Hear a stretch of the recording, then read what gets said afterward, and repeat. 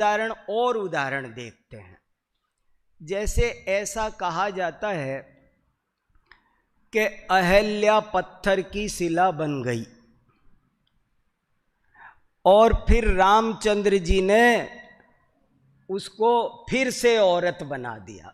ये बात बहुत प्रसिद्ध है, सब जानते हैं, सब कहते हैं, लेकिन आम जनता 99% क्या 100% जनता इस बात को आज ऐसे ही समझ रही है कि गौतम ऋषि की पत्नी अहल्या गौतम ऋषि के साप से इससे कुछ ना कुछ गढ़ के कि वो सचमुच पत्थर बन गई थी और रामचंद्र जी ने उसको फिर से औरत बना दी।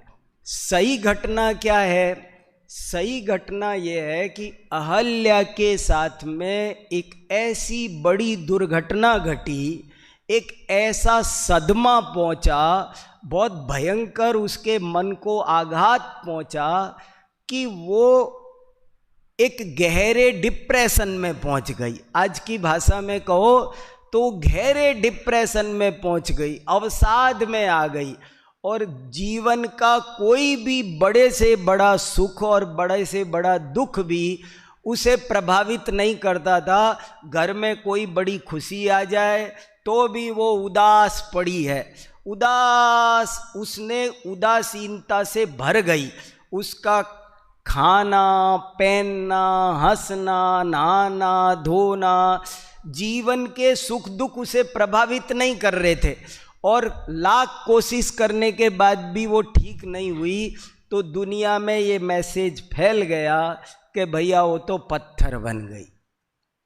और जब इतने बड़े डिप्रेशन में वो आ गई तो रामचंद्र जैसे पुरुष जब आए वनवास में, उस दौरान उनके घर गए और उन्होंने उनको कुछ इस तरह से समझाया, उनको क्रमबद्ध पर्याय समझाई होगी, कुछ समझाया, ऐसा कुछ समझाया कि वो अपने डिप्रेशन में से निकल गई और नॉर्मल हो गई।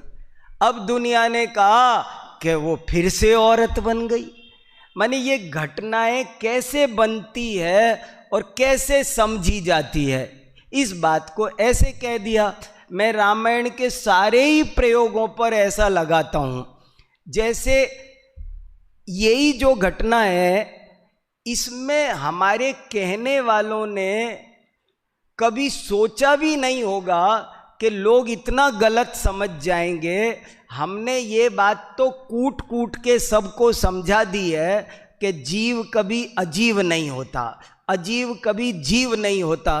तो ये इतने बेवकूफ़ निकलेंगे क्या कि वो ये समझ जाएंगे हमने कहा कि वो पत्थर बन गई तो वो ये समझ जाएं क्या कोई औरत पत्थर बन सकती है? क्या कोई पत्थर की शिला औरत बन सकती है? इनको इतनी सी भी बात समझ में नहीं आएगी। और हम जो एक काव्य शास्त्र विनोद, एक अलंकार के साथ में जो हम बात कह रहे हैं, हमारी इस बात को कोई समझेगा नहीं। ऐसे उनको सीधी सीधी बातें, ऐसे ही हनुमान जी पहाड़ उठाकर लाए तो हनुमान